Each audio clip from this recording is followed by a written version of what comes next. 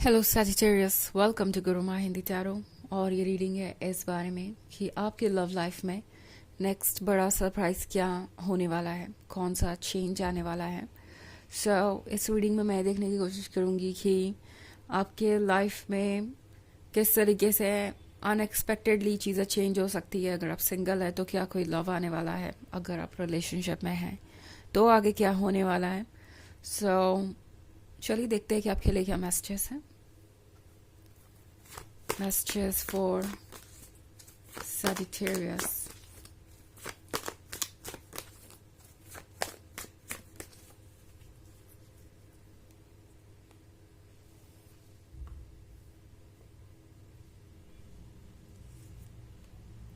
Justice, Ace of Swords, Ace of Cups, Queen of Swords,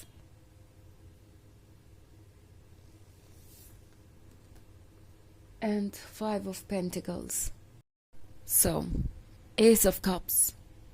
Ace of Cups के यहाँ होने का मतलब है कि आप जो विश चाहते थे, मतलब आप जो भी विश कर रहे थे और चाहते थे कि वो पूरी हो, वो पूरी हो रही है। इनफैक्ट एस ऑफ कप्स के साथ आप जिस तरीके से फ्यूचर को शेप करना चाहते थे, ये ठीक वैसे ही शेप हो रहा है। अब एस ऑफ कप्स मुझे दिखाई दे रहा है एस ऑफ सोर्ड्स के बाद, तो मोस्ट पॉसिबली आप उस पर्सन के बारे में सोच रहे हैं इस वक्त जो काफ़ी लंबे समय से शांत है या अपने प्यार का इजहार नहीं कर रहा, या पॉसिबली ये कोई एक्स है जिससे आपने कई दिनों से बात नहीं की, या ये एक ऐसा पर्सन है जो बस यूं ही कहीं गायब हो गया या बिल्कुल चुप हो गया। अगर आप इस पर्सन से कुछ सुनने का इंतज़ार कर रहे हैं तो मैं वो जल्दी होता हुआ देख रही हूँ। अगर आपकी यही विश थी तो मैं आपको बता दूं कि यूनिवर्स आपकी ये विश गारंटी कर रहा है आपको, लाइक वो देगा ही देगा। एंड क्वीन ऑफ सॉर्ड्स के साथ ऐसा लगता है जैसे कि ये पर्सन इस वक्त आपको थोड़ा सा जज कर रहा है।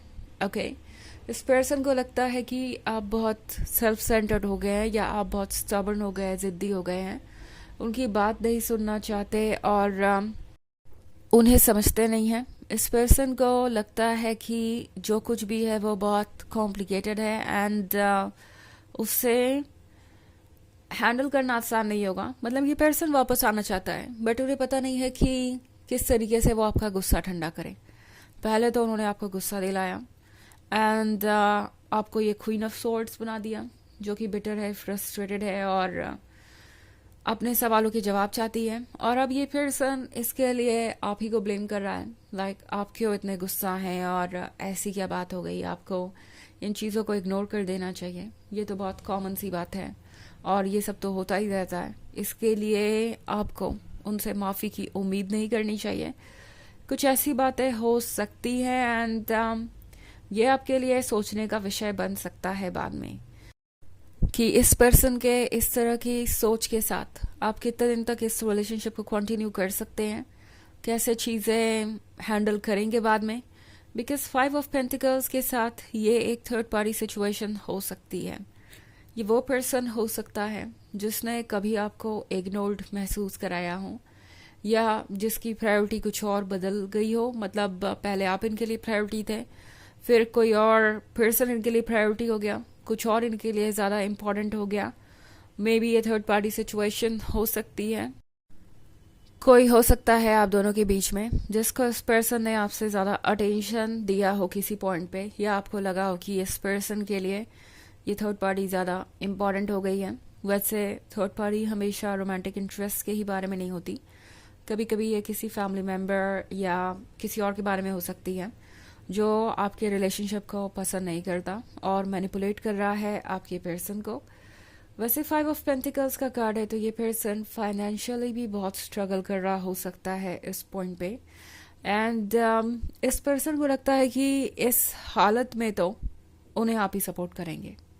ओके, बहुत चांसेस है कि इस पर्सन को अपने लेसन्स मिले हो बिकॉज यहाँ कार्ड है जस्टिस का। तो इस पर्सन को अपने कर्मास को फेस करना पड़ा है, इस पर्सन को कुछ लेसन्स ज़रूर मिले हैं।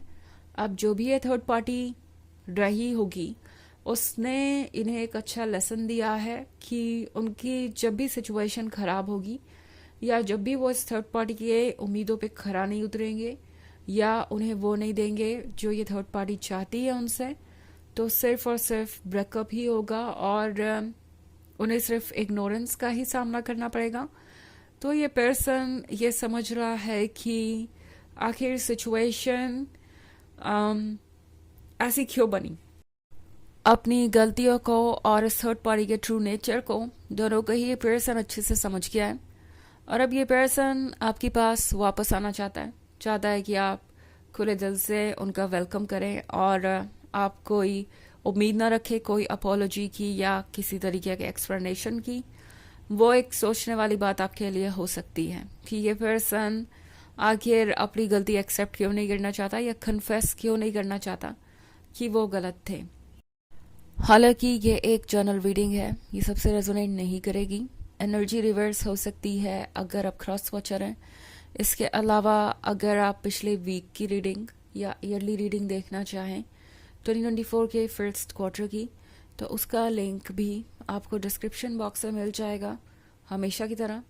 चलिए आगे बढ़ते हैं और देखते हैं कि हम मैसेजेस हैं आपके लिए Sagittarius.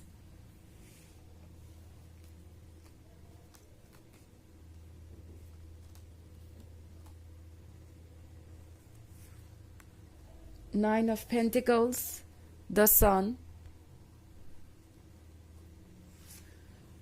the Hermit, Six of Wands, and the Chariot.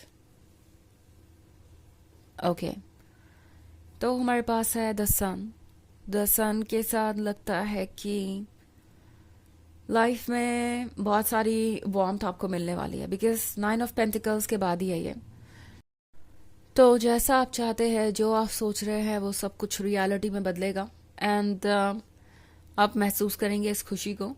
But फिर द हर्मिट का कार्ड भी है यहाँ पे, तो कुछ चीज़ें ऐसी हो सकती हैं जो आपको थोड़ा सा बॉदर करें एंड इसलिए टैरो आपसे कह रहा है कि अच्छे से सोच लीजिए कुछ भी कहने या करने से पहले। द हर्मिट वो सिचुएशन होती है जहाँ पे हम बहुत अकेला फील करते हैं और बस लगता है कि कहीं से कोई सपोर्ट मिल जाए और सोर्स ऑफ लव मिल जाए, और अक्सर हम जल्दबाजी में चीज़ों को इग्नोर कर देते हैं। बट हर्मिट आता ही इसलिए है कि हमें दूसरों से अलग करे ताकि हम अपने अंदर झांक सकें, अपने ऊपर फोकस कर सकें। एंड टैरो आपसे कह रहा है कि फिलहाल द चैरियट आपको मिलेगा, फ्रीडम मिलेगी अपने अकॉर्डिंग फैसले लेने की, फ्रीडम मिलेगी जो चाहे वो चूज़ करने की। बट द चैरियट के ऊपर होने का मतलब नहीं है कि आप बस किसी भी डायरेक्शन में बढ़ चलें और जल्दबाजी में कुछ फैसला लें। सो यूनिवर्स आपको एक ऐसे पॉइंट पे लाके खड़ा करने वाला है जहां आपके पास चॉइसेस होंगी। ये पर्सन आपके सामने होगा। ये पर्सन, अगर आप चाहते थे कि आपकी लाइफ में वापस आए तो वो आएंगे एंड इनकी बातें भी बहुत स्वीट होंगी, सब कुछ आपको परफेक्ट लगेगा। 6 ऑफ वॉन्ड्स के साथ आपको लगेगा कि आप फाइनली कुछ अचीव कर चुके हैं, कुछ जीत चुके हैं एंड अब इससे ज़्यादा आपको और कुछ नहीं चाहिए। एक सेटिस्फैक्शन की फीलिंग हो सकती है, but at the same time tarot आपसे कह रहा है कि डेप्थ में जाना मत भूलिए। अक्सर खुशियों में हम ये भूल जाते हैं कि इसका लॉन्ग टर्म इम्पैक्ट क्या हो सकता है। तो द हर्मिट आपसे कह रहा है कि जो जैसा है उसे वैसा देखिए और फिर अकॉर्डिंगली फैसले लीजिए। आपकी खुशियाँ आपके लिए हैं और आपके लिए रहेंगी और आपका इंतज़ार करेंगी, चाहे आप जब उन्हें चूज़ करें, वो कहीं और नहीं जाने वाली। तो टैरो आपसे कह रहा है कि आपके लिए श्योर करना ज़रूरी है कि क्या आप इस पर्सन को यस कहना चाहते हैं या नहीं। इस पॉइंट पे वो एक चैलेंज होगा आपके सामने। चलिए देखते हैं आपके लिए ओरेकल मैसेज क्या है सैजिटेरियस।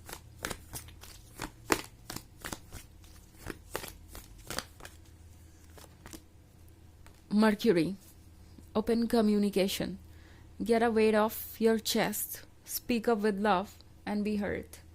तो ये कार्ड आपसे कह रहा है खुल के अपनी फीलिंग्स को जाहिर करने के लिए, कम्युनिकेट करने के लिए, और जो भी बातें आपके दिल पे बोझ बनती जा रही हैं, बिकॉज आज तक आपने कुछ कहा नहीं या आज तक आप हेजिटेट कर रहे थे, उन सारी बातों को कहिए। जो भी आप कहना चाहते हैं उसे बस कह दीजिए आराम से। किसी आर्ग्यूमेंट को करने की आपको ज़रूरत ही नहीं पड़ेगी, क्योंकि जब आप अपनी फीलिंग्स को कहेंगे तो ये पर्सन सुनेगा। ओके, एनर्जीज ही कुछ ऐसी हैं। तो ये है रीडिंग इस बारे में कि नेक्स्ट सरप्राइजिंग चेंज आपके लव लाइफ में क्या होगा। आई होप आपको अच्छी लगी होगी। Thanks for watching. Till next video, bye.